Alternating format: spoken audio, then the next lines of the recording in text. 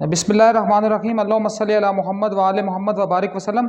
आज फिर हम डिस्कस करेंगे हमारा जो मेन टॉपिक होगा, जिसके सब टॉपिक सब थीम्स हम मज़ीद उसके आगे भी लेकर जाएंगे। बट हमारा जो मेन टॉपिक होगा वो क्या होगा कि वो डिस्कस अबाउट SPSS। SPSS क्या है, वाई वो use SPSS in social sciences specially, and irrespective of all others, why we use SPSS, what is the role of SPSS, why we use SPSS, why we use SPSS especially in social sciences, and how we effectively use SPSS in social sciences। आवाज आ रही है सबको ना? सबको आवाज आ रही है मेरी?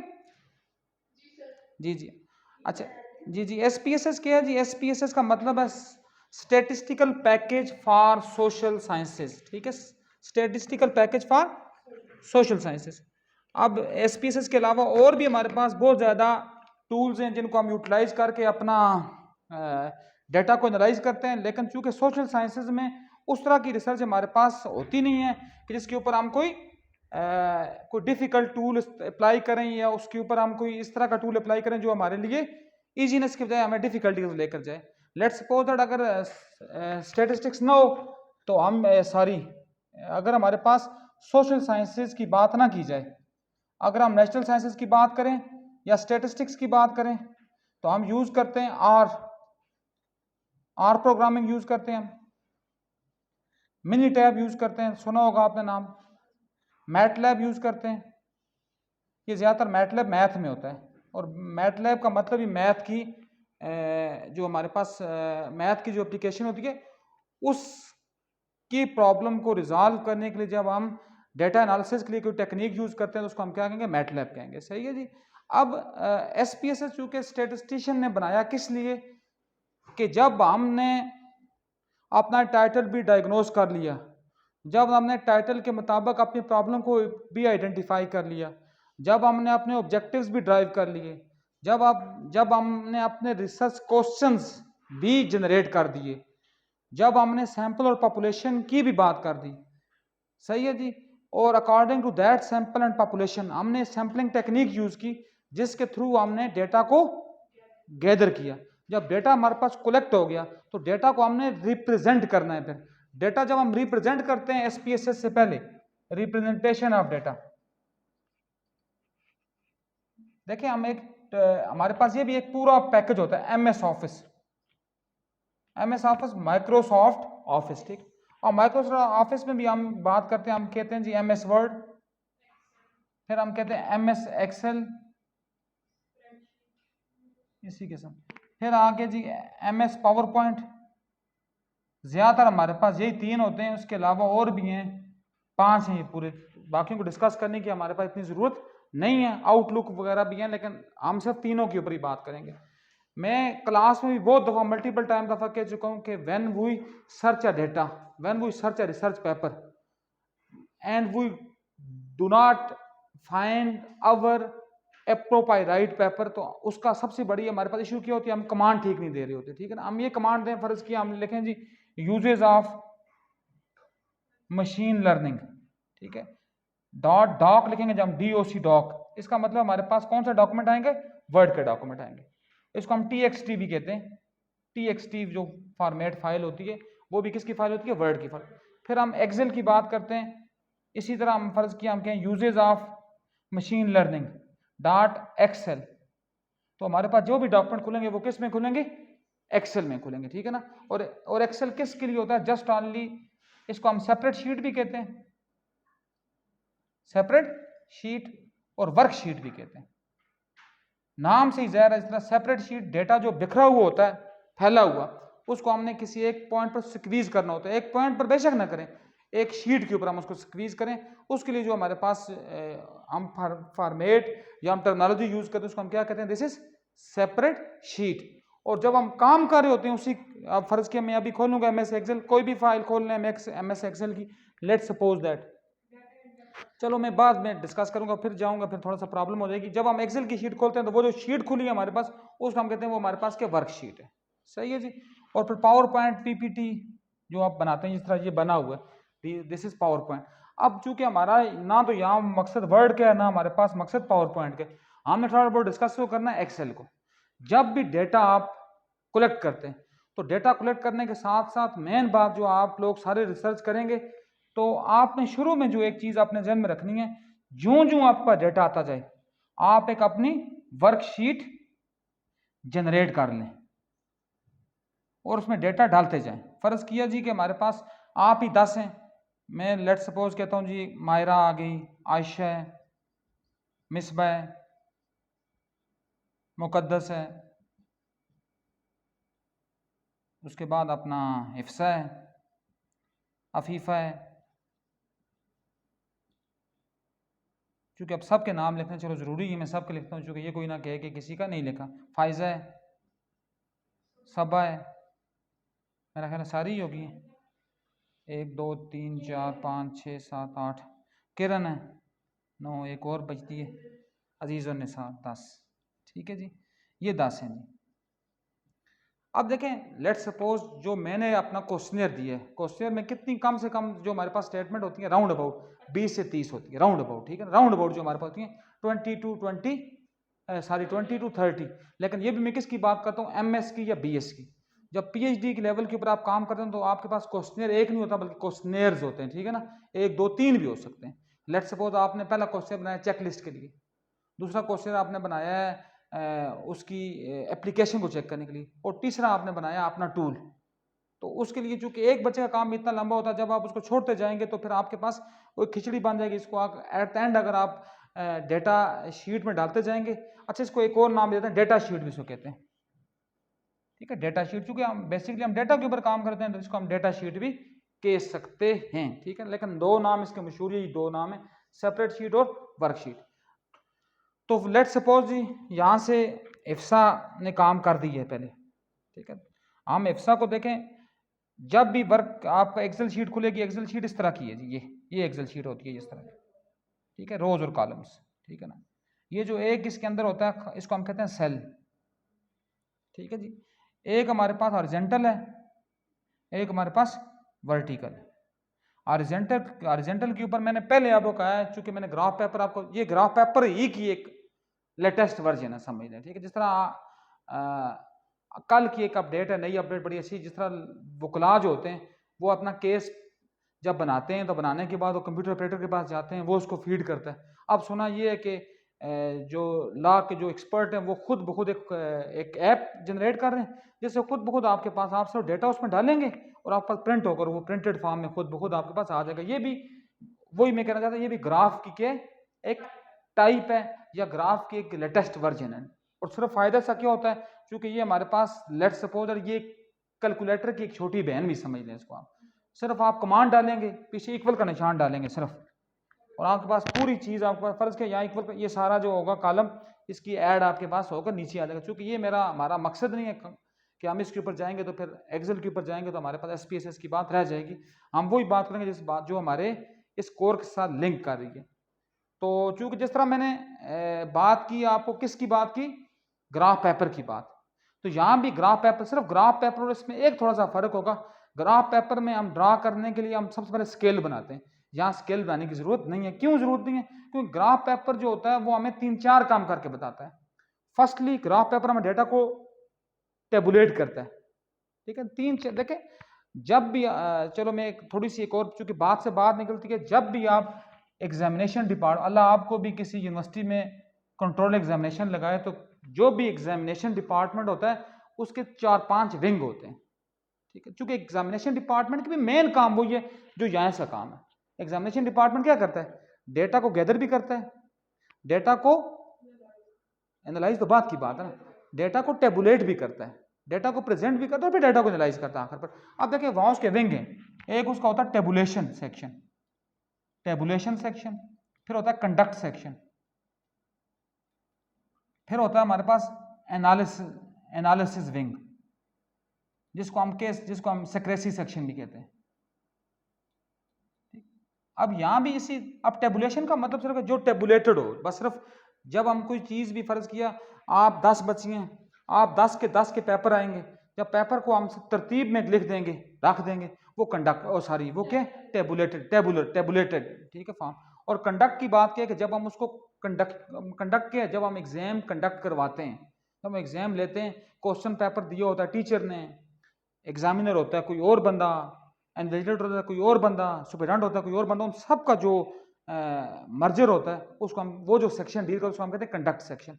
और फिर एट द एंड जब पेपर हमारे वापस चले जाते हैं एनालिसिस के लिए, तो वो सिक्रेसी विंग उनके ऊपर काम करता है। और फिर आपने देखा होगा पेपर जाते हैं, पेपर के बाद आपके पास सिर्फ एक चीज़ आती है, जीपीए या सीजीपीए। तो वो जो जनरेट करता है वो सिक्रेसी सेक्शन होता है, जो जनरेट करके आपको बताता है कि आपका ये this is your data analysis. ठीक है, अब डेटा, अब यहाँ भी वही वाली बात जी मैंने जो हम पहले शेयर कर चुके कि एक्सेल या एक्स एक्सेस के ऊपर आपने ये हर हाल में देखना है कि आपके पास इंडिपेंडेंट वेरिएबल हो, और जो वाई एक्सेस है उसके ऊपर आपके पास क्या होंगे, डिपेंडेंट वेरिएबल होंगे। ठीक है जी, डिपेंडेंट वेरिएबल। लेकिन हमारा जो मेन काम होता है, जिस तरह एक्स पोस्ट फैक्टर रिसर्च या काजल कंपेरेटिव, अगर आप सब में से किसी के जहन में आ रही हो बीएस की बच्चों के अलावा, तो उसमें देखें हम दो ही रिसर्च में हम बात ही सिर्फ दो करते हैं, बाकी हमारा रिसर्च का कंसर्न होते ही नहीं है। सिर्फ क्या कंसर्न होता है, काज एंड इफेक्ट। ठीक है ना, काज वजह क्या है और उसका असर क्या है, सिंपल सी उर्दू में अगर हम कहें, काज एंड इफेक्ट। जो काज होती है, काज वो इंडिपेंडेंट है, और जो इफेक्ट है वो क्या डिपेंडेंट है, क्योंकि इफेक्ट हम चेक कर रहे हैं ना, समझ आ गई बात की। तो वही वाली बात, जो काज होगी, काज वो होगा एक्स एक्सिस के ऊपर, और जो इफेक्ट होगा वो किसके ऊपर होगा, वाई एक्सिस के ऊपर। और चूंकि मेन हमारा जो, इसलिए मैं कहता हूँ प्योर जो रिसर्च है वो डिस्क्रिप्टिव शायद नहीं है, काजल कंपैरेटिव है, या हमारे पास एक्स पोस्ट फैक्टर है। क्यों, कोरिलेशन तो उसके अंदर हम उसको यूज कर लेते हैं, कोरिलेशन भी क्यों है, क्योंकि ये हमें बताती है कोरिलेशन रिसर्च। जिस तरह आयशा ने बात की, बड़ी कोरिलेशन रिसर्च के साथ बड़ी खूबी ये होती है, कोरिलेशन रिसर्च हमें ये बताती है, बॉन्डनेस बताती है हमारी between two variables, bondness, relationship between two variables. अब यहाँ भी, अब देखें मैं वन बाय वन, मिसबा आपकी बात तक भी हम पहुंच जाएंगे, वन बाय वन इसीलिए डिस्कस कर रहा हूँ। और फिर जब एट द एंड अगर आपने उसको मजीद अगर करना हो तो हम एक आध दिन उसके लिए भी हम रख लेंगे, सही है। अब कोरिलेशन रिसर्च की होती है, उसकी रेंज होती है हमारे पास +1 से लेकर -1 तक, उसकी वैल्यूज कोरिलेशन की आती ही +1 से -1 तक है। जितना आपको +1 के करीब होगा, इसका मतलब उतना हमारे पास स्ट्रॉन्ग पॉजिटिव रिलेशन होगा, और जितना वो -1 के करीब होगा उतना उसके पास नेगेटिव होगा।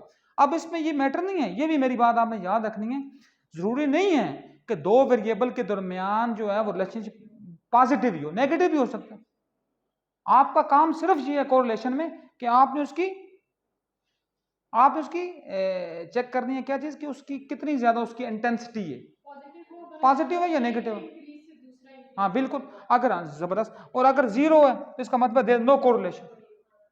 ठीक है, मसरूफ में रिलेशनशिप नहीं है, सिर्फ आपने फर्ज किया कि हम रिलेशनशिप ये मालूम करना चाहें कि आशा और मायरा के दरमियान क्या रिलेशनशिप है, तो हम उनकी डिफरेंट खूबियां देखेंगे। लेट्स सपोज अगर एक दूसरे के साथ जुड़ी हुई हैं, एक दूसरे के साथ ये काम कर रही हैं, बॉन्डनेस है इनकी, हम कहेंगे देयर इज पॉजिटिव कोरिलेशन।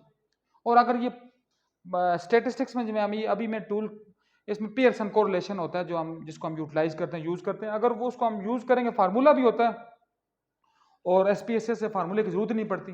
ये तो बहुत बड़ी नेमत है ना एसपीएसएस ना, अगर ये ना हो, ये जब नहीं था 2000 से पहले, तो लोग ये इस कार्य काम स्टेटिस्टिशियन से जाकर मिन्नतें करवाते थे, और एक एक काम के डाटा एनालिसिस के ऊपर सालों लगते थे, क्योंकि एक के ऊपर दूसरा, तीसरा, चौथा, अप टू सो ऑन, ये वाली बात। तो बात कहाँ हम पहुंचे थे, पियर्सन कोरिलेशन फार्मूला हम अप्लाई करेंगे। अगर ये +1 के करीब जा रही है तो इसका मतलब इनकी जो बॉन्डनेस है, वो बॉन्डनेस तो मौजूद है लेकिन वो स्ट्रॉन्ग बॉन्डनेस है। और अगर नेगेटिव के करीब जाएंगी, इसका मतलब है फिर भी कोरिलेशन मौजूद है लेकिन वो क्या है, स्ट्रॉन्ग वीक है, मतलब negative correlation, strong negative correlation. उसकी बात, अच्छी बात करें, स्ट्रॉन्ग की बात ही ना करें, वीक के दें। और अगर 0 होगी तो वो क्या होगी, नेगेटिव। इसी तरह हम जब बात करते हैं किसकी, अब रिग्रेशन, आपने देखें, आपको मेरा रिजवान साहब ने एक आपके साथ एक सेमिनार हुआ था, इंशाल्लाह हम भी उसके ऊपर करेंगे, उन्होंने 2 ही बातें आप साथ की थी, एक मेरा ख्याल है रिग्रेशन के ऊपर और एक कोरिलेशन के ऊपर। ये है कि कोरिलेशन थोड़ी क्लियर हुई बात में। और फिर क्या होता है हमारे पास दूसरी चीज, रिग्रेशन। रिग्रेशन क्या होती है, जस्ट सिंपल, रिग्रेशन हमें प्रिडिक्शन बताती है, रिग्रेशन लाइन हमें फोरकास्टिंग बताती है। फर्ज किया जी हम कहें जी कि जो क्या कहते हैं अपना, कि जितनी ज़्यादा गर्मी होगी उतनी ज़्यादा आइसक्रीम हमारे क्या होगी, ज़्यादा बिकेगी, ज़्यादा सेल होगी। एक तो इनमें क्या है, कोरिलेशन है, इनमें बॉन्डनेस है। दूसरी हमें प्रिडिक्ट बता रही है, और उसका मतलब है उसी के मुताबिक जो होगी कंपनी उस चीज़ को मैन्युफैक्चर ज़्यादा करेगी। सही। इस तरह लॉन के कपड़े की मिसाल है, बहुत मिसालें हैं, क्योंकि हम उस बात पर जाने से ज़्यादा बेहतर होगा कि हम अपने टॉपिक के ऊपर ही रहें, ताकि हम टॉपिक से इधर उधर ना हिल जाए। सिर्फ कॉजल एक्सपोज फैक्टर में भी लग सकती है ना, ठीक है ना, लेकिन ज़्यादा कॉजल कम, हाँ उसके ऊपर भी लग सकती है। फर्ज कि आप किसी का इम्पैक्ट मालूम करना चाह रहे हो, किसी का इम्पैक्ट मालूम करना चाह रहे हो ना, इफेक्ट नहीं, इफेक्टिवनेस नहीं, क्योंकि इफेक्टिवनेस तो प्योरली एक्सपेरिमेंटल बन जाएगी, ठीक है। अगर इम्पैक्ट मालूम करना चाह रहे हो उसके ऊपर भी रिग्रेशन ही लगेगी, या रिग्रेशन लगेगा या फिर काई स्क्वायर लगेगा, goodness of fit. Chi square भी आपने सुना होगा नाम, वो भी गुडनेस ऑफ फिट बताता है कि कौन, वो भी समझ लें रिग्रेशन ही की एक सब ब्रांच है फर्ज के, काई स्क्वायर फर्ज कर लें अगर, क्योंकि रिग्रेशन आपको 2-3 वेरिएबल के बारे में बता रही है, लेकिन जो काई स्क्वायर वो आपको सिर्फ एक वेरिएबल की गुड की सबसे ज्यादा स्ट्रॉन्गेस्ट। लेट सपोज, इसकी मिसाल भी बेटा बहुत अच्छी मिसाल है। लेट सपोज हम ये कहें जी कि मार्केट में से जो है ताजरों का या ब्रोकर्स का या मैन्युफैक्चरर्स की बात तो ना करें, या परचेजर्स का एतमाद उठ रहा है, उसके पीछे कितनी वजह होंगी, 3-4 वजह होंगी। लोड शेडिंग बहुत ज़्यादा होती है, उसके बाद हम ये कहें जी कि डिफ्लेशन और इन्फ्लेशन ज़्यादा हो चुका है, हुआ है। तीसरा हमारे पास फैक्टर, ये सारे फैक्टर है एक्सटर्नल, हाँ बिल्कुल। और तीसरा हमारे पास क्या है, महंगाई है। चौथा हमारे पास क्या है कि यहाँ हड़तालें होती हैं। अब इसमें सिंपल सी बात है, हड़ताल को इतना बड़ा फैक्टर नहीं है। उसके बाद हम कहें जी कि महंगाई को इतना बड़ा फैक्टर नहीं है। फिर हम कहें जी कि ये जो है ना सबसे बड़ा फैक्टर कौन सा है, इन्फ्लेशन और डिफ्लेशन, अफरात ज़र और तफरीत ज़र। हम कहेंगे this is the main factor, ठीक है ना, ये काई स्क्वायर इसको बता रहा होता है। समझ आई बात की। तो इसी तरह बिलखुसूस मिसबा आपने सुनना है, जब हम एक्सपेरिमेंटल रिसर्च करते हैं, एक्सपेरिमेंटल रिसर्च क्या मतलब, प्री टेस्ट और पोस्ट टेस्ट की बात। सिंपल सी बात है, जब हम इफेक्टिवनेस चेक करते हैं किसी चीज़ की इफेक्टिवनेस, उसके लिए हम क्या करते हैं जी, हम उसके ऊपर एक्सपेरिमेंटल रिसर्च को करते हैं। और एक्सपेरिमेंटल रिसर्च हमारे पास क्या होती है, हम दो चीज़ें बनाते हैं, एक बनाते हैं हम कंट्रोल ग्रुप और एक बनाते हैं हम एक्सपेरिमेंटल ग्रुप। एक हम बनाते हैं कंट्रोल ग्रुप, एक बनाते हैं हम एक्सपेरिमेंटल ग्रुप। कंट्रोल ग्रुप को सिर्फ हम देखें, जिस तरह आप सब लोगों ने केमिस्ट्री पढ़ी हुई है ना बेटा, केमिस्ट्री पढ़ी हुई है बेटा आप सब ने, इफ्सक जी। केमिस्ट्री में हम क्या करते होते हैं, एक बड़ी जबरदस्त चीज होती है, हम कहते हैं ना नाइट्रोजन और हाइड्रोजन को मिलाते हैं तो हमारे पास अमोनिया बनता है NH3, ठीक है जी। मैं ये जो इक्वेशन है इसको मैं बैलेंस नहीं कर रहा, मैंने सिर्फ आपको समझाने के लिए बात। अब क्या है जी, NH3 का अमल इतना स्लो होता है कि अगर हम लगे रहें तो इसके ऊपर सालों के साल लग जाएंगे। तो उसके लिए क्या करते होते हैं, सबसे मेन चीज हम इसके ऊपर कैटालिस्ट यूज करते हैं, ठीक है ना। और कैटालिस्ट का काम क्या होता है, वो स्पीड अप करती है, वो रिएक्शन में ऐसा नहीं ले रही होती, वो सिर्फ क्या करती होती है, हमारे वेरिएबल्स को कंट्रोल। इसी तरह सिंपल सी बात है, अब उसको मैं लिंक जोड़ता हूँ यहाँ के साथ। इस तरह जो हमारे पास होता है ना क्या, कंट्रोल ग्रुप, उसका कोई काम नहीं होता। हमने चेक एक दफा जब हम पढ़ रहे थे मिसबा, आपको याद भी होगा, तो मैंने आपके साथ ये बात डिस्कस की थी उस वक्त भी। मैंने आपके साथ क्या डिस्कस किया था कि जब भी हम ऑब्जर्वेशन के ऊपर ट्रीटमेंट करते हैं, ट्रीटमेंट में हम हमेशा चेक किसको करते हैं, एक्सपेरिमेंटल ग्रुप को ही, बिफोर द ट्रीटमेंट भी और आफ्टर द ट्रीटमेंट भी। लेकिन क्या होता है कि कंट्रोल ग्रुप के ऊपर चेक करने का सिर्फ एक ही फायदा, देखिए इसलिए कहते हैं, एक होते हैं ट्रू डिजाइन, एक होते हैं हमारे पास कोजाई डिजाइन। ट्रू डिजाइन इसलिए या कोजाई डिजाइन इसलिए ज्यादा इफेक्टिव होते हैं कि उसमें हम इस चीज को भी ओवरकम करते हैं, कोई ये ना कहे कि हमने कंट्रोल ग्रुप के ऊपर चेक नहीं किया, जब कंट्रोल ग्रुप का काम हमारे उसमें ऐसा नहीं होता हमारे एक्सपेरिमेंट में, बट सिर्फ चेक इसलिए करते हैं ताकि हम अपने वेरिएबल्स को अंडर द लिमिट रखें या हम उसको कंट्रोल करने की सूरत हाल में रखें। तो अब जब ये तो होगी तो उसमें हम टी टेस्ट यूज करेंगे। टी टेस्ट की भी 2-3 टाइप्स होती हैं।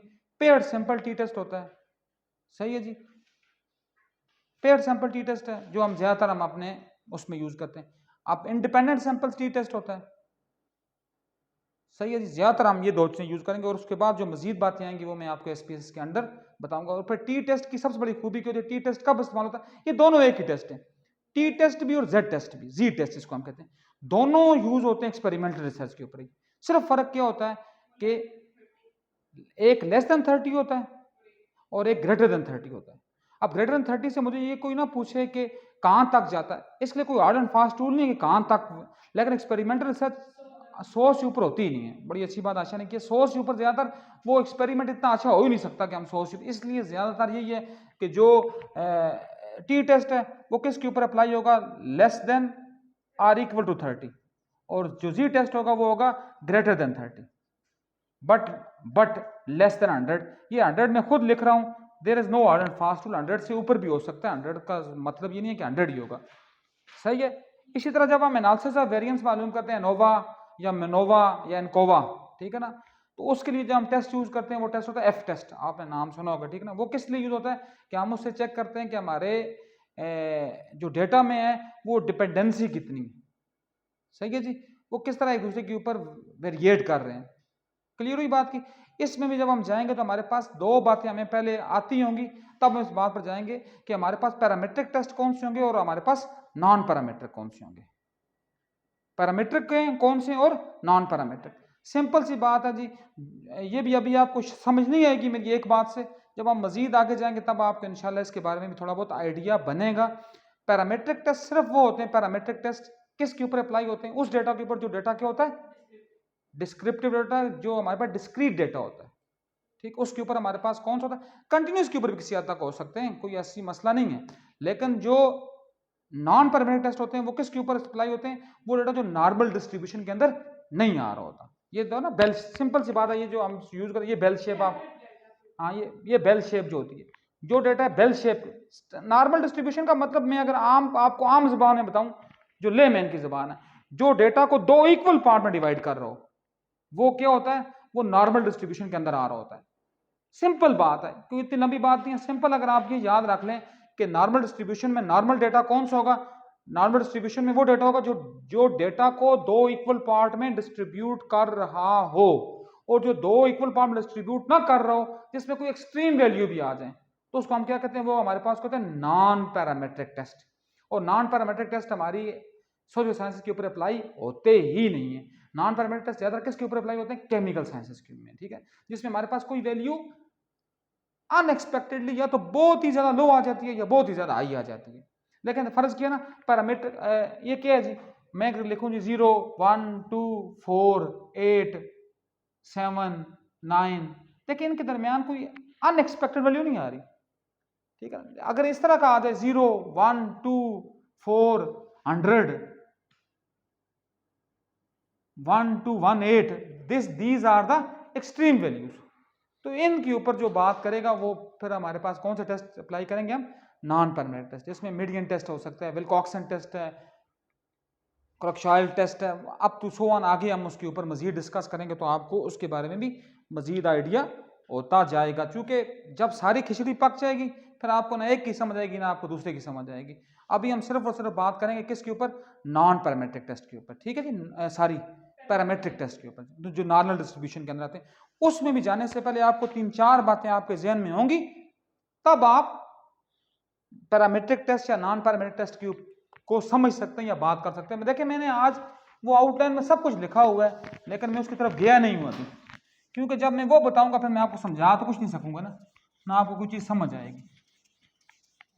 मैं आप मेरा ख्याल उन बच्चियों को नजर नहीं आ रहा होगा, मैं इस लैपटॉप को इधर मोड़ लेता हूँ उसके मुंह को,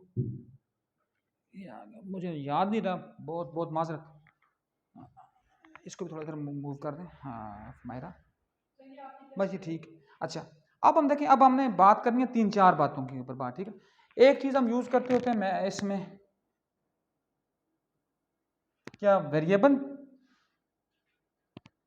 एक यूज करते होते हैं कांस्टेंट, एक यूज करते हैं हम पैरामीटर, ये बातें आपको याद होंगी तो, और एक चौथी जो नई टर्म आपके स्टेटिस्टिक, स्टेटिस्टिक्स नहीं है ये, स्टेटिस्टिक, ठीक है ना, सिर्फ आगे सी के बाद एस नहीं है। ये 4 बातें आपको पता होंगी, फिर हम स्टेटिस्टिक्स के अंदर जाने के काबिल हो सकते हैं कि स्टेटिस्टिक्स है क्या। अब पहली बात तो क्या, कांस्टेंट, कांस्टेंट क्या है, सिंपल सी बात है, the constant is that entity which does not change during the execution, execution के बाद शायद में भी चेंज हो या ना हो, उसकी अपनी मर्जी है, लेकिन एग्जीक्यूशन के दौरान वो चेंज नहीं होता, वो क्या होता है, वो कांस्टेंट, उसको हम कांस्टेंट कहेंगे। फर्ज किया जी हम कहें 3, दिस इज कांस्टेंट। हम कहें जी 4.9, दिस इज कांस्टेंट, ठीक है जी, ड्यूरिंग ट्रीटमेंट, ठीक है ना, ट्रीटमेंट के दरमियान चेंज हो, उसके बाद हम इसकी वैल्यू को, ये फिर भी चेंज होता नहीं है, लेकिन फिर हमारी मर्जी है, क्या पता इसकी वैल्यू को हम कुछ और रख दें ना, क्योंकि हमारा मेन काम तो एग्जीक्यूशन के दौरान ही है ना, एग्जीक्यूशन के बाद का तो हमारा काम ही नहीं है ना कि हम ये कहें कि एग्जीक्यूशन के बाद का हमारा काम क्या आता है। और वेरिएबल क्या होता है? वेरिएबल इज कॉलट है, सिंपल सी बात है। वेरिएबल इज कॉलट कैसे है? Variable is that term, variable is that entity, variable is that attribute, variable is that numerical value या alpha numerical value which changes during execution, जो एग्जीक्यूशन के दौरान भी बदलता रहे। फर्ज किया हम ये लिखें x y z a, अब इनकी वैल्यू कुछ भी हो सकती है एग्जीक्यूशन के दौरान, x एक भी आ सकता है x, जिस तरह हम सिंपल सी बात है मैथ में यूज। अच्छा मैं आपसे एक और बात करूंगा, अच्छा मुझे ये बताएं बेटा, हमने यहाँ मैं आपको छोड़ रहा हूँ, ठीक, आप मुझे बेटा ये बता दें सब बिलखुसूस जो सुन रहे हैं मुझे, किस में, ऑनलाइन सुन रहे हैं, मुझे आपने बेटा एक बात बतानी है कि हम ये कहते हैं ना कि जो लेवल ऑफ सिग्निफिकेंस है वो होता है जी 95% या 99% या 99.99%। मैंने आपको कहा था कि जो सोशल साइंसेज हैं, सोशल साइंसेज, उसमें लेवल ऑफ सिग्निफिकेंस हम ज़्यादा कितना रखते हैं, 95%। इसका मतलब क्या है कि हमारी एक्यूरेसी 100% हम क्लेम ही नहीं कर रहे होते ना, इसलिए कोई इतनी परेशानी नहीं है कोई बंदा कहे कि मेरी रिसर्च ठीक नहीं हुई, हम क्लेम ही नहीं कर रहे रिसर्च ठीक होने का 100%, तो इसका मतलब उसमें गलती की गुंजाइश तो लाजमन मौजूद है। इट्स, और जो हमारे पास होती हैं एग्रीकल्चरल साइंसेज या बायोलॉजिकल साइंसेज, उसमें हमारे पास 99% तकरीबन के 1% हम रखते हैं कि उसमें एरर है, ठीक है ना। लेकिन जो हमारे पास होती हैं फिजिकल साइंसेस, ज्यादातर फिजिक्स या फिजिकल केमिस्ट्री, फिजिक्स या फिजिकल केमिस्ट्री, ठीक है ना, या बायोलॉजिकल जो बायोलॉजी में हम फिजिक्स के ऊपर हम बात करते होते हैं, उसकी भी हम जो वो भी हम रखते हैं कितनी 99 पर, उसमें एक्यूरेसी हमारे पास तकरीबन 100% होती है, बट नॉट एग्जैक्ट 100%, ठीक है ना, इक्वल टू 100%। हम कह सकते हैं कि 100% है, तो हमारे पास 0.1 की फॉर्म में हमारे पास हो सकता है कि उसमें एरर मौजूद हो, सही है ना। ये एरर हमारे पास क्यों होता है? क्योंकि ये एरर हमारे पास डिफरेंट फॉर्म से आ सकता है, हमारे एटमॉस्फेयर की वजह से, हमारे लैब के उस टूल्स, टाइम मैचुरेशन की वजह से। अप टू टाइम मैचुरेशन की सबसे बड़ी मिसाल क्या है कि वही बच्ची अगर एक ही बच्ची जो है फ़र्ज़ किया वो पहले सेमेस्टर में उसका जीपीए और आता है, दूसरे में और आता है, एक ही पेपर उसको दें पहले महीने में फ़र्ज़ किया एग्जाम के, उसका रिजल्ट और आएगा, दूसरे महीने में और आएगा, तीसरे, चूँकि वो टाइम के लिहाज से उसके ऊपर भी असरात आते रहते हैं ना। क्या असरात आते हैं? क्या पता उसका मूड ठीक ना हो, क्या पता उसकी सेहत ठीक ना हो, क्या पता उसके डिफरेंट और जो उसकी यूटेंसिल्स हैं उसमें उसका इम्पैक्ट आए या इफेक्ट आए, तो उसको हम देखने के लिए हम ये रखते हैं। अच्छा मुझे बेटा जो मैं पूछना चाह रहा था, anyone जी बेटा, मुझे anyone आप में से कोई मुझे ये बता सकती है कि किसी सब्जेक्ट में 100% एक्यूरेसी होती है? आप में से किसी ने बताना है जो ऑनलाइन सुन रहे हैं, क्या किसी में 100% एक्यूरेसी होती है? आप सारे सुन रहे हैं मुझे? इफ्सा, मिसबा, आप, चलो कोई भी बता दें। मैंने आपके साथ ये डिस्कस कर चुका हूँ ना लेवल ऑफ सिग्निफिकेंस के रेफरेंस में कि 95% है सोशल साइंसेज में, 99% हमारे पास किस में, बायोलॉजिकल साइंसेज में या एग्रीकल्चर साइंसेज में, 99.9% है फिजिक्स में या फिजिकल केमिस्ट्री में, या related to some numerical problems जिसमें मैथ की भी यूजिबिलिटी है। तो कोई ऐसा कि ऐसा नहीं है, सिंपल सी बात है बेटा, इसमें कोई इतनी लंबी बात तो नहीं है, यस सर नो की बात है। इस आशा ने कहा नहीं है, मायर आप क्या कहते हो? नहीं है, अच्छी बात है, इसमें कोई नई बात तो है नहीं है कि जो जिस चीज से कोई कुरान का हरफ नीचे ऊपर हो जाएगा। तो आप में से बेटा कोई मुझे बताए, मिसबा आप बताएं। नहीं है, अच्छी बात। अजीज़ुल निसा आप माशाल्लाह, अगर आप आ गई हैं आप बताएं।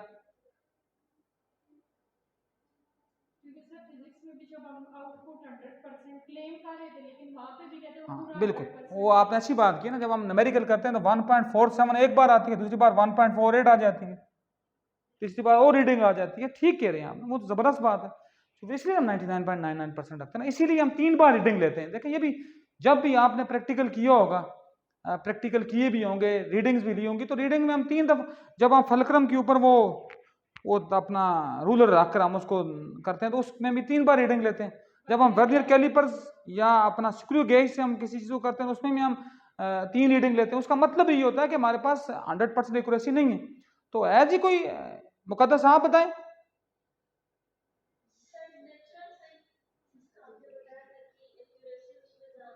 ना,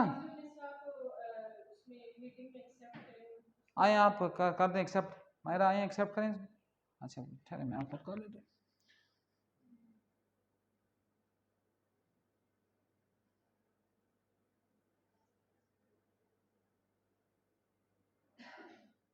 यही नहीं, किधर है ये तो मौजूद ही नहीं है,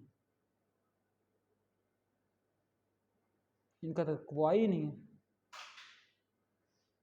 हाँ उसको उधर मोड़े यार आप आए, इससे इधर देखें। अच्छा तो फिर हम बात अच्छे चलो ये अजीज़ निसा साहिबा को थोड़ा सा एक्सेप्ट, उनको भी मीटिंग में शामिल कर लें और एट द एंड फिर हम उस चीज़ के ऊपर जाते हैं। फिर मैं आपसे डिस्कस करता हूँ कि कौन सी वो साइंस है या कौन सा वो सब्जेक्ट है जिस सब्जेक्ट में हम क्या कहेंगे कि वो हमारे पास क्या है कि वो एग्जैक्ट 100% रिजल्ट देता है। 100% रिजल्ट हमारे पास सिर्फ एक ही सब्जेक्ट देता है, उसका नाम होता है मैथमेटिक्स। मैथमेटिक्स देता ही नहीं देता आयशा? देता है ना, नहीं देता नहीं देता है। हम कहते हैं एक्स की वैल्यू 1 है, हम कहते हैं एक्स की वैल्यू 99.27 है। Math gives us exact value, but question अब मुझसे आप ये रेज करें कि अगर मैथ एग्जैक्ट वैल्यू हमें देता है तो देन व्हाई वो यूज्ड स्टैटिस्टिक्स? फिजिक्स की तो बात ही नहीं है ना, देन व्हाई वो यूज्ड स्टैटिस्टिक्स? तो उसकी बात ये है कि मैथ जो होता है, मैथ हमारे पास बात करता है किसके ऊपर? न्यूमेरिकल, एग्जैक्ट न्यूमेरिकल डिजिट्स के ऊपर। लेकिन जो हमारे पास स्टैटिस्टिक्स है वो हमारे पास किसके ऊपर बात करती है? अप्रॉक्सीमेशन के ऊपर, एस्टिमेशन के ऊपर, एरर के ऊपर। लेट्स सपोज दैट कि मैथ उस चीज में हाथ ही डाल रहा होता, मैथ इन डेटा के ऊपर हाथ, इसलिए हम इस डेटा को मेजर करने के लिए हम क्या करते हैं? स्टैटिस्टिक्स के सारे लेते हैं। वरना बिल्कुल अप्रॉक्सीमेशन आए, एस्टिमेशन आए, प्रोडक्शन आए, फॉरकास्टिंग आए, जिसमें हमारे पास एरर की गुंजाइश मौजूद रहे। जबकि अगर मैथ की बात करें तो मैथ हमें एग्जैक्ट रिजल्ट देता है, लेकिन मैथ इस डेटा को डील ही नहीं कर रहा होता, इसलिए हम क्या यूज कर रहे होते हैं? स्टैटिस्टिक्स। ठीक है जी बेटा, क्लियर हुई बात की? मैथ और स्टेट में तो उस तरह सिंपल ही वही फर्क है कि state is also the branch of mathematics. The main सिर्फ कहें फादर और सन के दरमियान, मतलब बाप के जी मैथ है, आगे उसका बेटा क्या स्टैटिस्टिक्स है। बेटा अब ज़्यादा क्या हो चुका है, मॉडर्न हो चुका है, ज़्यादा उसके पास डिटेल नॉलेज आ चुके हुए, ज़्यादा वो उसके ऊपर डिस्कस कर रहा होता है। या डेटा, जब हमने देखा कि डेटा में सेचुरेशन ज़्यादा आ गई, डेटा में वेरिएशन ज़्यादा आ गई, डेटा में वैरायटी ज़्यादा आ गई, डेटा में क्या एक्सट्रीम वैल्यूज़ और इंट्रिंसिक और एक्सट्रिंसिक वैल्यू ज़्यादा आ गई, तो हमने उस सेंस में हमने फिर स्टैटिस्टिक्स को as a different subject use किया।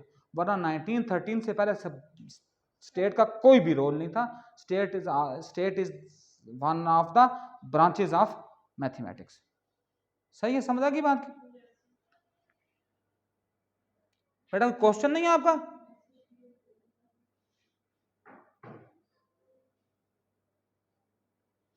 क्वेश्चन है कोई आपका?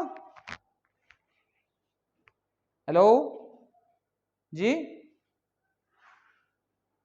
सुन रहे हैं मुझे आप या कोई प्रॉब्लम क्रिएट हुई है? सुन रहे हैं ना? ठीक है जी। अब हम यहाँ बात की हमने वेरिएबल की और फिर हमने बात की कांस्टेंट की। अब हम बात करते हैं पैरामीटर की और अब हम बात करते हैं स्टैटिस्टिक की। स्टैटिस्टिक और पैरामीटर। अब स्टैटिस्टिक क्या होता है और पैरामीटर, ये हमारे वो फिक्स्ड क्राइटेरियाज होते हैं जो रिसर्चर ने अपनी एक्सेसिबिलिटी के लिए, अपनी इजीनेस के लिए इनको खुद फिक्स किया होता है। सही है जी। ये अब सिंपल सी बात, अब यहां स्टैटिस्टिक किसको, जब हम सैंपल की बात करेंगे, सैंपल की, तो उस वक्त जो हम पैरामीटर यूज करेंगे उसको हम कहेंगे उस वक्त जब जो हम टर्म यूज करेंगे उसको हम कहेंगे दिस इज स्टैटिस्टिक। सिर्फ फर्क ये आप याद रखना। और जब हम पॉपुलेशन की बात करेंगे उस वक्त हम कहेंगे दिस इज पैरामीटर। बात आपको समझ आ गई ना? बाकी ये चीजें दोनों आपने टर्म सुनी होंगी, लेकिन मुझे आइडिया तो अल्हम्दुलिल्लाह पढ़ा होगा, आपने पढ़ा भी होगा, लेकिन ये कि आइडिया आपको शायद, आइडिया शायद। तो स्टेटिस्टिक वो चीज होती है जो हमने फिक्स की होती है, किसके लिए, किसके accordance, in accordance to sample.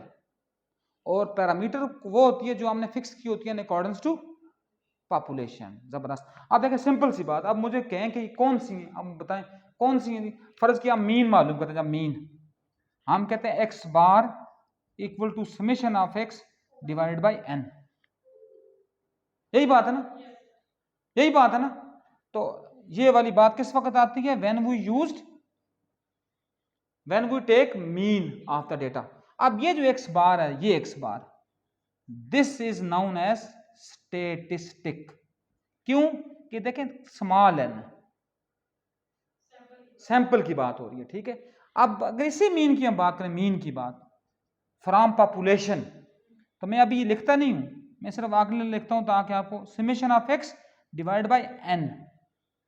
जब इसकी बात आएगी तो हम यहां सिग्मा यूज करेंगे नंबर, और वो जो सिग्मा होता है वो पॉपुलेशन के लिए वो फिक्स वैल्यू जो हमने फिक्स की हुई है। तो ये हमारे पास पैरामीटर है और ये हमारे पास क्या है? स्टेटिस्टिक्स नहीं, स्टेटिस्टिक। बस सिंपल सी बात है, आसानी से आप इसको समझ सकते हैं, ऐसा टाल है बस, ठीक है जी। एनी क्वेश्चन रिगार्डिंग दैट जी? अब तो करते हैं जी। अब वो पता नहीं आई भी होंगी नहीं आई होंगी, आ गई हैं? नहीं आई ना? नहीं आई हुई, नहीं आई ना? मैं अर्ज कर रहा हूँ नहीं आई हुई। अच्छा जी,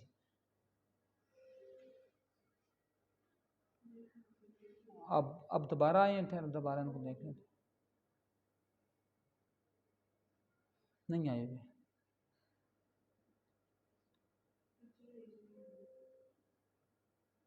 अच्छा बेटा समझ आइए आपको? एनी क्वेश्चन यहाँ तक कोई, अगर आपका क्वेश्चन कोई हो?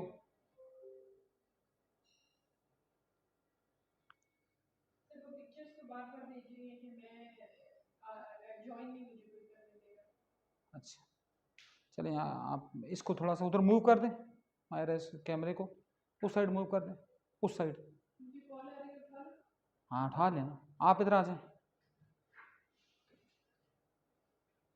आप इधर इनको एडमिट कर लें। अगर एडमिट यहाँ से होती है, चूँकि मेरा साथ, ताकि लेक्चर हमारा साथ मजीद डिस्टर्ब ना हो, ठीक है जी। अच्छा, मैंने आपके साथ हमने अभी तक जो बातें की, हमने क्या बात की? वेरिएबल के ऊपर बात की, हमने बात की कांस्टेंट के ऊपर बात की, हमने बात की पैरामीटर के ऊपर बात की, हमने बात की स्टेटिस्टिक के ऊपर बात की। समझ आई बात?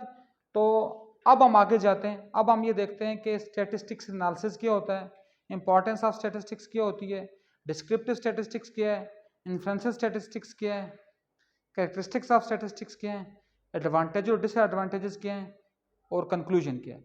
और इसके बाद हम जब आगे मज़ीद हम आगे जाते हैं, तो मज़ीद आगे जाने में हमारे पास एक ही प्रॉब्लम क्रिएट होगी। हमने सबसे पहले जब हम समझ गए वेरिएबल को, जब हम समझ गए डेटा की नेचर को, जिस तरह कोई बंदा बीमार होता है ना, जब वो किसी बंदे को कोई प्रॉब्लम क्रिएट होती है तो हम उसको डॉक्टर के पास लेकर जाते हैं, वो डॉक्टर उसकी डायग्नोज करता है उसकी डिजीज की नेचर के मुताबिक। हमने भी यहाँ डेटा के ऊपर जो टूल यूज करना है वो क्या करना है? डेटा की नेचर को। तो डेटा की नेचर आपने देखनी है कि डेटा की नेचर कौन सी है जिसके ऊपर हमने डेटा को यूटिलाइज करना है, यूज करना। अब वेरिएबल की किस्में मैंने उस टाइम भी आपके साथ डिस्कस की थी, मैं आज भी आपके साथ डिस्कस कर रहा हूँ। वेरिएबल की किस्में, वेरिएबल जब हम डेटा को गैदर करते होते हैं तो वहाँ हमारे पास वेरिएबल की डेटा की दो किस्में होती हैं, प्राइमरी डेटा और सेकेंडरी डेटा। वो उनके साथ हमारा ताल्लुक ही नहीं, उनको एक तरफ छोड़ दें। जब हम दूसरे नंबर पर बात करते हैं, हम कहते हैं कि डेटा की जो मैनिपुलेशन है उसके लिहाज से हमारे पास डेटा की फिर दो किस्में आती हैं। हम क्या कहते हैं, कौन कौन सा डेटा हमारे पास मैनिपुलेशन के लिहाज से? ग्रुप डेटा, ग्रुप टेबुलेशन और मैनिपुलेशन के लिहाज से, दोनों में ग्रुप डेटा और अनग्रुप डेटा। और जो हमारा काम है जब डेटा की सॉर्टिंग के लिहाज से, तो हम, या डेटा की नेचर के लिहाज से, आसान सा काम क्या है? By the nature of data, data की मेन दो टाइप्स हैं, एक हमारे पास क्वांटिटेटिव डेटा, एक हमारे पास क्वालिटेटिव डेटा, ठीक है ना। और अगर उसको सिंपल वर्ड में हम कहें तो हमारे पास जो क्वांटिटेटिव डेटा होता है, हमारे पास क्वांटिटेटिव डेटा हमारे पास कौन सा होता है, डेटा वो डेटा क्वांटिटेटिव डेटा हमारे पास होता है जिसमें हमने क्या करना होता है, डेटा को या तो वो कंटिन्यूस होगा या हमारे पास वो डिस्क्रीट होगा। डिस्क्रीट क्या होगा, जो सिर्फ किसकी फॉर्म में होगा, 1 2 0 1 की फॉर्म में, 7 8 की फॉर्म में, वो हमारे पास क्या होगा, डिस्क्रीट डेटा, जिसको हम गिन लेंगे, जिसको हम गिन सकेंगे, ठीक है ना। जबकि जो हमारे पास कंटिन्यूस डेटा होता है वो कौन सा डेटा होता है, जो हमारे पास क्या होता है, अनकाउंटेबल होता है। जो डेटा किस फॉर्म, इन्फिनिटी में जाए, हाँ एक और, अगर इन्फिनिटी में ना भी जाए, जो हमारे पास बहुत ज्यादा रेशियो की फॉर्म में चला जाएगा, वो भी हमारे पास क्या होगा, कंटिन्यूस डेटा होगा। जितना फर्ज किया ना, हम ये कहें जी पॉइंट्स में, हम कहें जी सेट ऑफ रियल नंबर, जब हम लिखते हैं तो वो यही है 0 1 2 3 अप टू सो ऑन। इस तरह सेट ऑफ होल नंबर्स भी हैं, वो भी 0 1 2 3 अप टू सो ऑन है। लेकिन there is a huge difference between whole number and real number.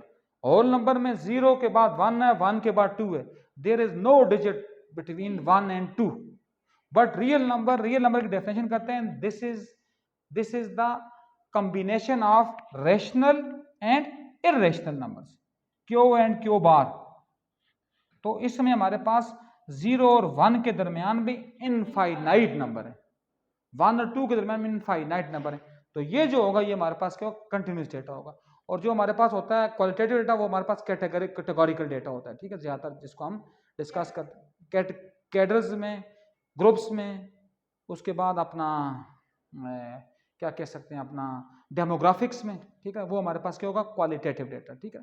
अब जब हम क्वांटिटेटिव डेटा करेंगे और क्वांटिटेटिव डेटा के बाद जब हम क्वांटिटेटिव डेटा, तो हमारे पास बिल्कुल आसान सी बात है ना, उसमें हमने क्या बात करनी है, इसके ऊपर हमने टूल यूज कर देना है, टी टेस्ट लगा देना है, एफ टेस्ट लगा देना है, एनोवा जी टेस्ट लगा देना है, एनोवा एनकोवा मेनोवा जो भी यूज करें।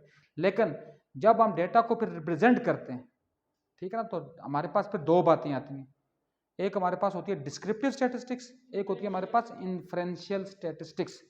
अभी हम पहले नंबर पर जो बात करेंगे, किसके ऊपर बात करेंगे, डिस्क्रिप्टिव स्टैटिस्टिक्स के ऊपर। अगर डिस्क्रिप्टिव आपको समझ आ जाए तो फिर हम उसके बाद आगे निकलेंगे। अगर डिस्क्रिप्टिव समझ ना आई तो उसके बाद हम उससे पहले आगे नहीं निकलेंगे, क्योंकि जब तक डिस्क्रिप्टिव समझ नहीं आती तब तक हम स्टेट की अली बेग तक नहीं पहुंचते। Descriptive statistics and inferential statistics, यही दो ब्रांचेस हैं स्टेट की, बस आगे जो डिफरेंट बातें इनसे आगे निकलती हैं।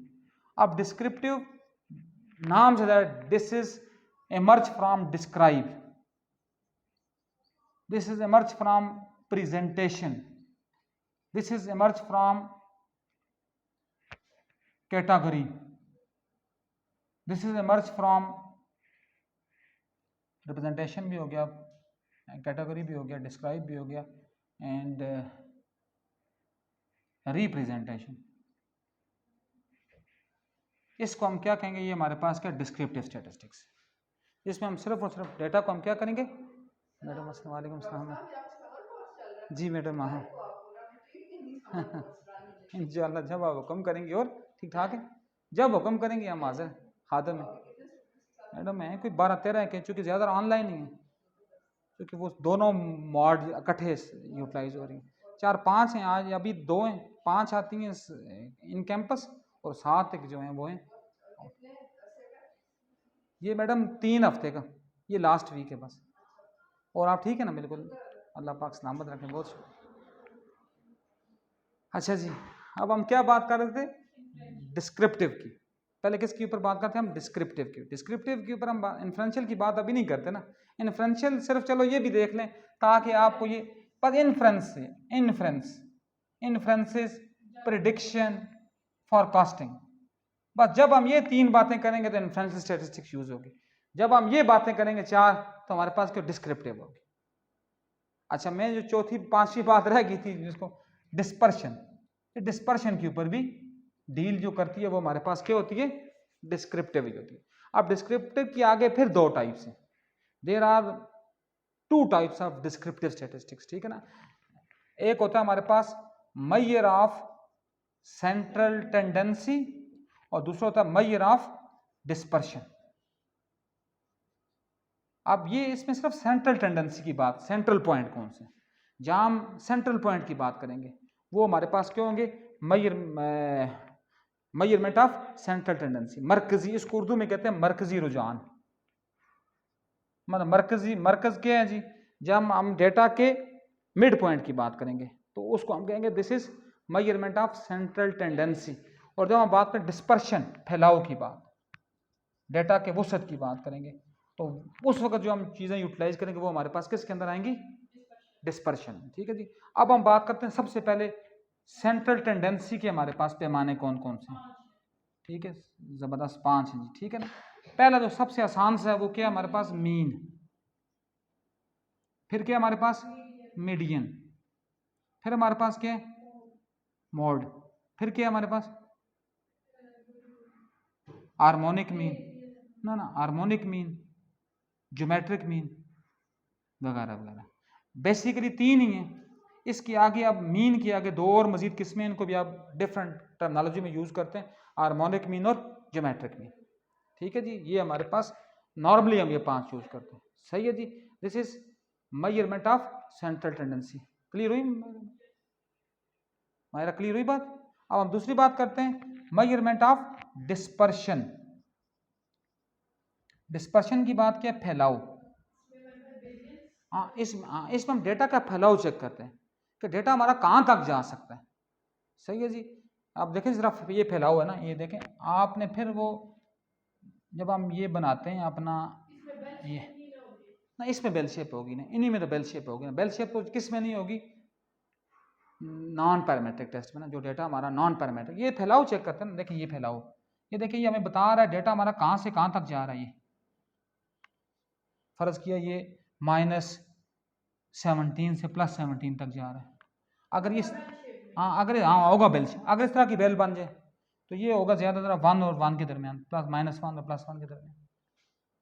ठीक है। अब यहाँ एक और 2 बातें हम करते होते हैं, एक होते हैं कॉर्टाइसिस, एक होते हैं स्किवनेस। स्किवनेस इसी की बात करती है, इसकी फैलाव की बात, और कॉर्टाइसिस बात करते हैं इसकी हाइट की बात। ठीक है जी। ये भी आपने स्किवनेस, ये चूंकि 1 बाय 1 में इसलिए डिटेल के साथ नहीं जा रहा कि कॉर्टाइसिस,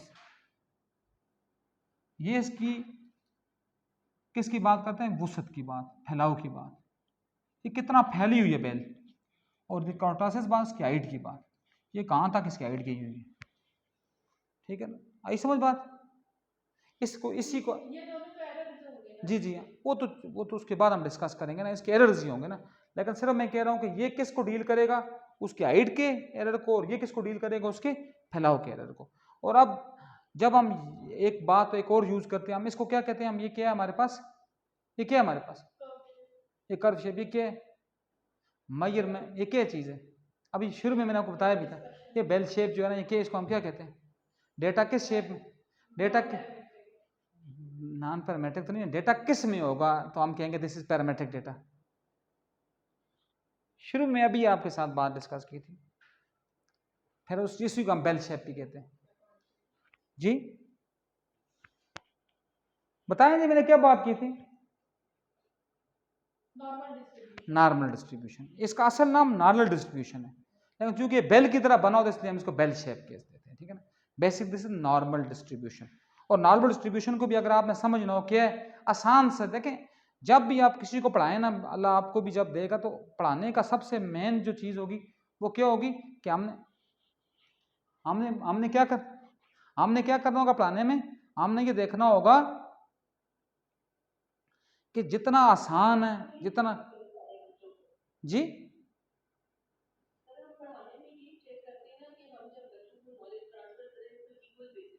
ना, इक्वल बेसिस, ठीक है ना, सबसे आसान सिंपल और कंसाइज वर्ड्स में, सिंपल वर्ड में। ठीक है ना। और ये सिंपल वर्ड में सिंपल सी बात है कि अगर आप लोगों को, चूंकि हम लोगों का वो काम तो नहीं है ना, ये आप सब लोगों का, आप कोई मैथमेटिशियन तो हो नहीं ना, आप स्टेटिस्टिशियन हो, आपका काम क्या, यू आर एजुकेशनिस्ट। आपको सिर्फ इतना आइडिया होना चाहिए कि ये नॉर्मल डिस्ट्रीब्यूशन कहते हैं किसको। सिंपल सी बात यह है कि जो भी हमारे डेटा को 2 बराबर हिस्सों में तकसीम करेगी वो है नॉर्मल डिस्ट्रीब्यूशन। और जो जो इसके अंदर आएंगे वो सारे हमारे पास क्या होंगे, पैरामीट्रिक टेस्ट होंगे, और जो इसके अंदर नहीं आएंगे वो हमारे पास क्या होंगे, नॉन पैरामीट्रिक टेस्ट।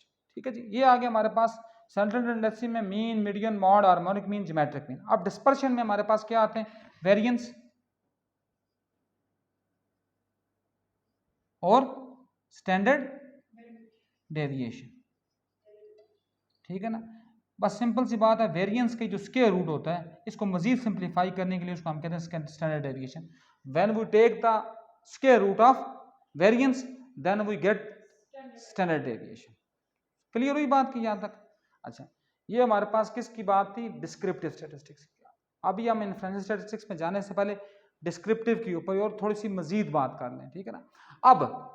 अब जब हम डिस्क्रिप्टिव स्टैटिस्टिक्स में जब जाते हैं, जब हम डेटा हमारे पास कैटेगोरिकल फॉर्म में होता है, हमारे पास डेटा किस फॉर्म में? कैटेगरी की फॉर्म में। हमारे पास डेटा किसकी फॉर्म में? डेमोग्राफिक की फॉर्म में। हमारे पास डेटा किसकी फॉर्म में? एज की फॉर्म में, सॉरी एज की फॉर्म में तो नहीं, हमारे पास डेटा किसकी फॉर्म है? जेंडर की फॉर्म में। हमारे पास डेटा के अर्बन रूरल की फॉर्म में। तो हम उसकी टेबुलेशन सॉरी हम उसकी कोडिंग करते हैं, कोडिंग करके उसको हम कोडिंग करके उसको हम क्या बनाते हैं? क्वालिटेटिव डेटा को हम क्वांटिटेटिव डेटा बनाते हैं। उसके लिए हमारे पास क्या होता है? लेवल ऑफ मेजरमेंट, ठीक है ना। वो भी आपके जहन में होंगे तब आप आगे जाएंगे। फिर लेवल, चूंकि हमारे लेवल ऑफ मेजरमेंट, तो 4 लेवल ऑफ मेजरमेंट है। अब देखें नाम से ज़्यादा मेजरमेंट के लेवल्स। हम नॉमिनल, सबसे आसान जो नॉमिनल है, जो पहला है, ठीक है ना। फिर क्या है? ऑर्डिनल। फिर क्या है? इंटरवल। और फिर क्या है? रेशो। अब यही डेटे जो होते हैं इन्हीं की बेस पर हम क्या लगाते हैं? टूल लगाते हैं अपना, सही है। अब जो नॉमिनल डेटा होगा उसके ऊपर सिंपल मीन लगा दें, बस बात खत्म, सही है। नॉमिनल डेटा अगर वो थोड़ा सा मजीद अगर फैला हुआ है या मजीद उसमें उसको आप 2 हिस्सों में डिवाइड तो करना चाह रहे हो, बट 2 हिस्सों में उसका मीन नहीं लेना चाह रहे, आप उसको ज्यादा एक्योर करना चाह रहे हो, उसका मिड पॉइंट, तो आप उसका मीडियन ले लें। अगर डेटा रिपीट हो रहा है बार बार, उसमें फर्ज किया 10 बच्ची हैं, 10 बच्चियों में से 5 बच्चियों ने 4 नंबर लिए, बाकी ने कम, तो फिर आप मॉड ले लें, क्योंकि mode is more accurate than median, and median is more accurate than mean. लेकिन जो हमारा सबसे पहला जो मेथड है वो हमारे पास क्या है? मीन। इसको हम वैसे अगर कहें तो हम कहते हैं दिस इज अरिथमेटिक मीन, क्योंकि ज्योमेट्रिक और हार्मोनिक मीन बाद में आती हैं, क्योंकि ये तो आपके उसमें है नहीं है। आप सिर्फ जब यूज करते हो आप ये क्या कहते हो कि हमने डेटा को, जब भी आप बीएस करोगे, जो आप तीनों बेटा मुकद्दस, इफ्सा और अफीफा बैठी हुई हैं, तो आपने जब अपना थीसिस लिखना है, प्रोजेक्ट करना है, तो आप उसमें सिर्फ एक ही काम करते हो, बस सिर्फ मीन ही लेते हो बस, और मतलब कुछ भी नहीं करते। या परसेंटेज लेते हो, परसेंटेज भी मीन ही की एक समझ लें टाइप है, ठीक है। जब उसको आप 100 के साथ रेशियो, आप देखें परसेंटेज, पर सेंट और एज, ये 3 लफ्ज हैं जिनसे मिलकर बना है। सेंट होता है 100 सेंट मिलकर $1 बनता है, तो उससे आया है कि जब आप डिवाइड बाय 100 कर देंगे तो वो आपके पास परसेंटेज आ जाएंगे, ठीक है जी। तो ये हमारे पास क्या आता है? पहला, जब हमारे पास डेटा नॉमिनल होगा तो हम क्या यूज करेंगे? मीन ही यूज करेंगे। जब डेटा हमारे पास ऑर्डिनल हो जाएगा, ऑर्डिनल का मतलब क्या है? किसी ऑर्डर में होगा, किसी प्रॉपर वे में होगा, वैसे नहीं होगा, इस तरह नहीं होगा कि डेमोग्राफिक, अर्बन रूरल, ऐसे नहीं होगा, जेंडर वाइज मेल फीमेल, ऐसे नहीं होगा कि कलर वाइज ब्लैक वाइट, ठीक है ना। नम ऐसे होगा तो वो नॉमिनल होगा। उसको हम फिर उसकी भी कोडिंग करेंगे, हम क्या कोडिंग करेंगे? अर्बन को हम 1 रख लेंगे, रूरल को हम 2 रख लेंगे, जो ब्लैक होंगे उनको हम 2 रख लेंगे, वाइट को हम 1 रख लेंगे, ठीक है। लेकिन ऑर्डिनल में डेटा क्या होगा? थोड़ा सा ज्यादा होगा, और वो किसी नंबर में होगा, किसी प्रॉपर तरतीब में होगा, या असेंडिंग ऑर्डर में होगा या डिसेंडिंग ऑर्डर में होगा, तो वो हमारे पास क्या होगा? ऑर्डिनल। और ऑर्डिनल डेटा जो होता है उसके ऊपर भी ये तीनों में से कुछ कोई भी लग सकता है, लेकिन साथ हम उसकी परसेंटेज ही मालूम करते हैं लाजमन पे, जिस तरह हम अपने थीसिस में करते हो, ताकि हमें उसके बारे में मजीद आइडिया भी आ जाए कि अगर उसका 100% लें तो उसके 100% में ये कितना आएगा। जो हम नॉर्मली ये दोनों टेक्निक हम किसके ऊपर यूज करते हैं? अपने बीएस लेवल के ऊपर, क्योंकि उस बीएस लेवल के ऊपर हमारा जो डेटा होता है just only it deals description, it deals representation, it deals with dispersion. Dispersion भी इतना नहीं होता, डिस्पर्शन भी वहां बहुत कम यूज होता है। ये 3 यूज होते हैं हमारे पास। वो कैटेगरी में इसको हम कैटेगरी में डिवाइड कर देते हैं, डिस्क्रिप्टिव में और प्रेजेंटेशन में। अब प्रेजेंटेशन की जब बात आती है तो प्रेजेंटेशन में हम सिर्फ क्या काम करते हैं? हम क्या करते हैं प्रेजेंटेशन में? हम 5 किस्म के ग्राफ बना लेते हैं, बस ग्राफ्स। अच्छा, difference between graphs and charts, कोई बता सकता है मुझे चार्ट और ग्राफ में क्या डिफरेंस है? जो ऑनलाइन है बच्चियां, difference between charts and graph.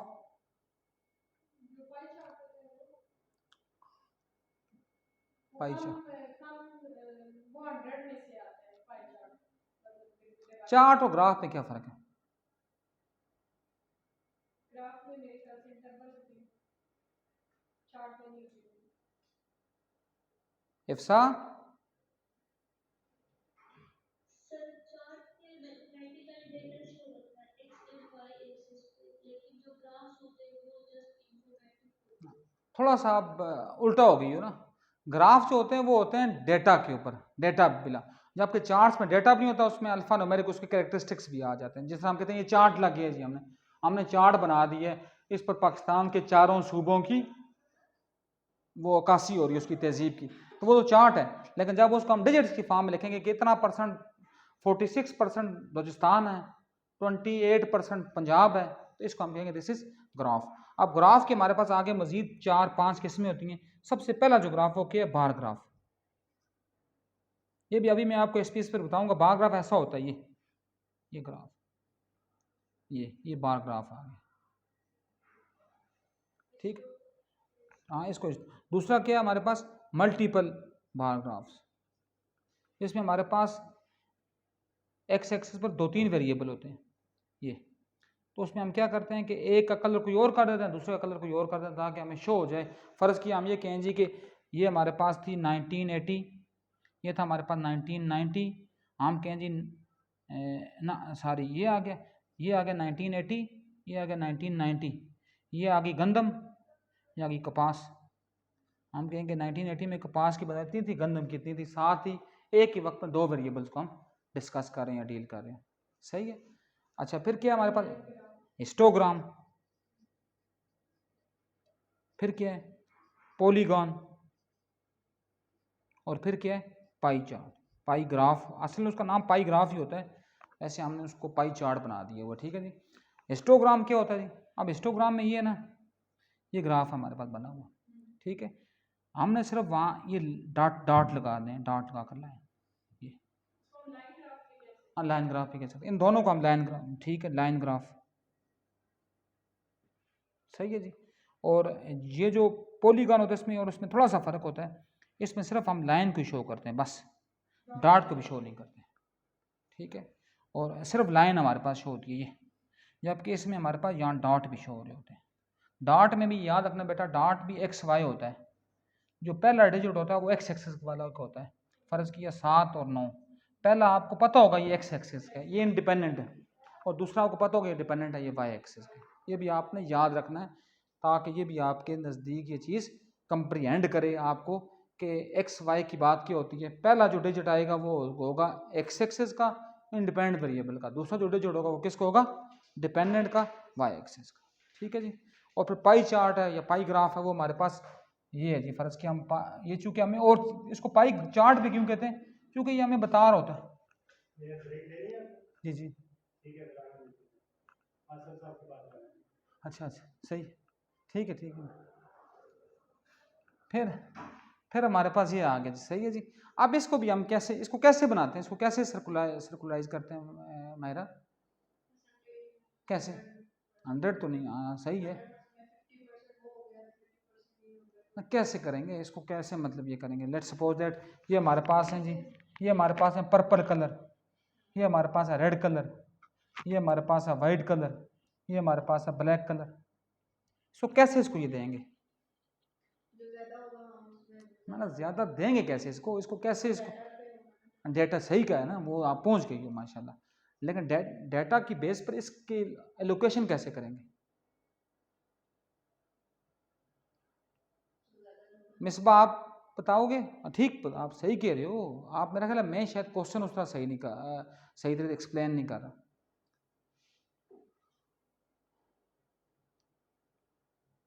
Misbah सुन रहे हो आप?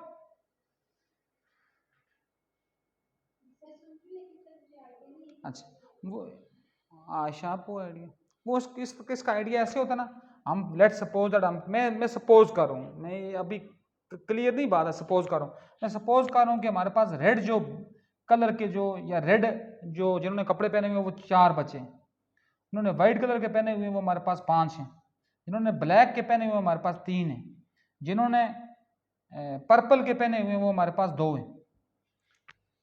हमें तो ये डेटा दिया हुआ ना, यहाँ से हम पाई चार्ट कैसे बनाएंगे फिर? बताएं अब मायरा, आप चूंकि ठीक जा रहे थे ना, अब मुझे बताएं, हमारे पास डेटा तो इतना सा है बस सिर्फ, अब इसकी बेस पर हम यहाँ कैसे एलोकेट करेंगे इसके? टोटल नंबर से डिवाइड करके हाँ आप थोड़ी और मजीद आगे गई हो, मल्टीप्लाई करेंगे 100 गलत हो गई है ना। देखिए आप थोड़ा सा देखिए, हम ये क्लास तो नहीं, ये वर्कशॉप है, ये कोर्स, हम सब ने इसको देखना है, क्योंकि जो आप जनरेट करेंगे जहन से वो आपका प्योर नॉलेज होगा, जो मैं बताऊंगा वो प्योर नॉलेज नहीं होगा, वो डिस्क्रीट नॉलेज नहीं होगा कभी, वो कंक्रीट नॉलेज होगा। डिवाइड करके जाऊं मैं आगे? अच्छा जी, अब हम आपने एक चीज पढ़ी होगी असाबी औसत। अब औसत क्या होती है जी? हम क्या करेंगे, 4 + 5 + 3 + 2, ठीक है जी, डिवाइडेड बाय 5 और 4 कितने हो गए, सॉरी डिवाइड बाय 1 2 3 और 4, सही है जी। अब हम क्या करेंगे, 4 और 5 कितने हो गए, 9 और 2 3 12 और 2 14 बाय 4, 2 2 जार 4, 2 7 जार 12, 7/2, और 7/2 को अगर आप इसी तरह छोड़ दें या अगर डिवाइड करें तो 2 3 जार 6, 2 5 जार 10, 3.5। यहां तक समझ आ गई दो बातों की।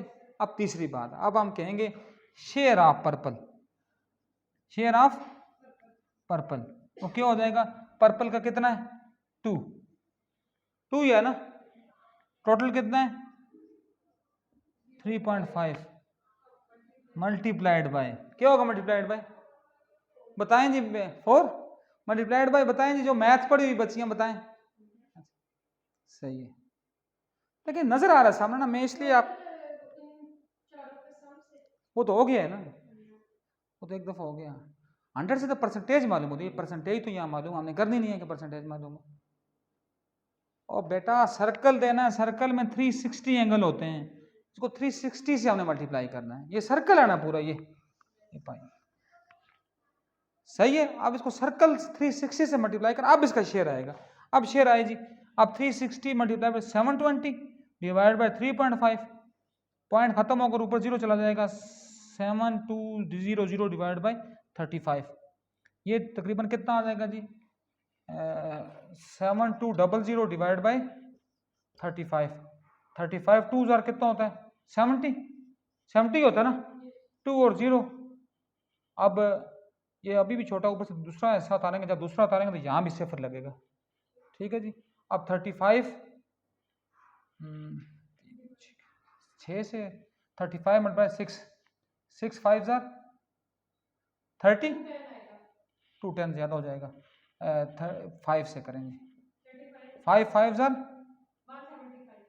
175, बस बाकी जो बचता है ये तकरीबन 205 जो पोर्शन होगा वो किसका होगा, इसका हो जाएगा, और फिर इसकी बेस पर हम यहाँ पोर्शन बनाते जाएंगे, ठीक है जी। समझ आई बात, क्लियर हुई बात ना? अगर क्लियर नहीं हुई तो फिर मजीद पूछ लें, बाकी साफ कर दूं इसको मैं। टाइम क्या हुआ है, ये मेरी घड़ी का सेल ही खत्म हुआ है, सेल नहीं है वैसे, ये शो पीस ये जी 317, ठीक है, थोड़ा सा और मजीद पढ़ लेते हैं, फिर ब्रेक करते हैं।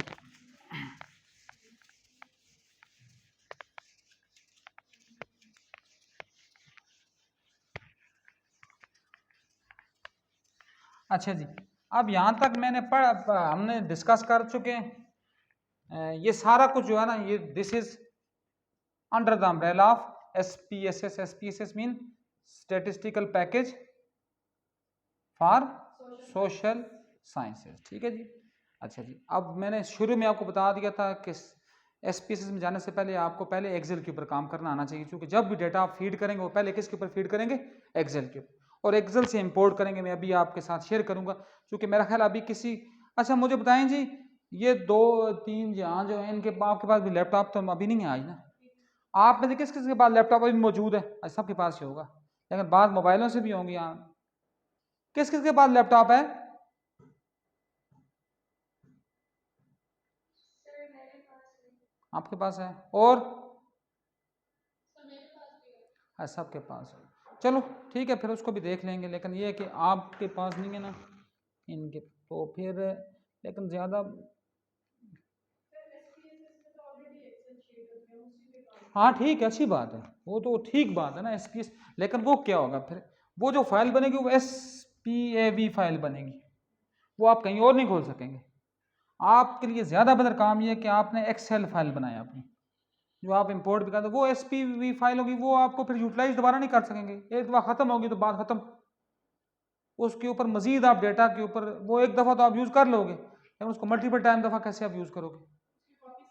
सेव तो होती है ना, लेकिन SPSS से जब आपने उसके ऊपर काम कर दिया, उसने आपको रिजल्ट दे दिया, ठीक है ना, देन उसको रिकवर करना, रिट्रीव करना थोड़ा मुश्किल हो जाता है।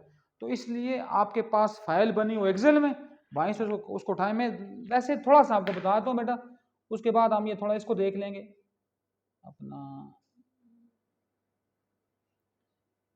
ये बेटा देखना ज़रा, ये जी SPSS, ठीक है जी। वालेकुम सलाम।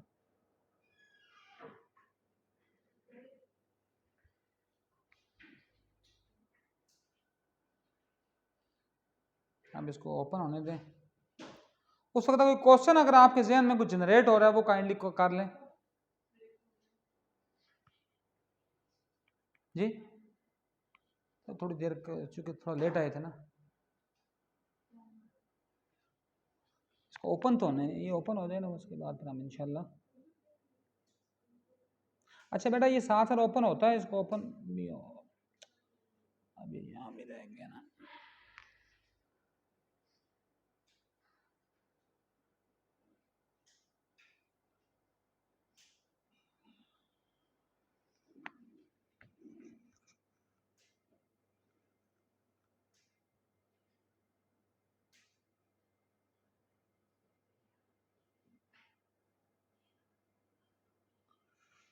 ये बेटा सिस्टम जो है ना, ये मैं स्पेस ओपन कर रहा था, थोड़ा सा ये हैंग हो गया, तो थोड़ा सा सब्र करेंगे आप, ताकि ये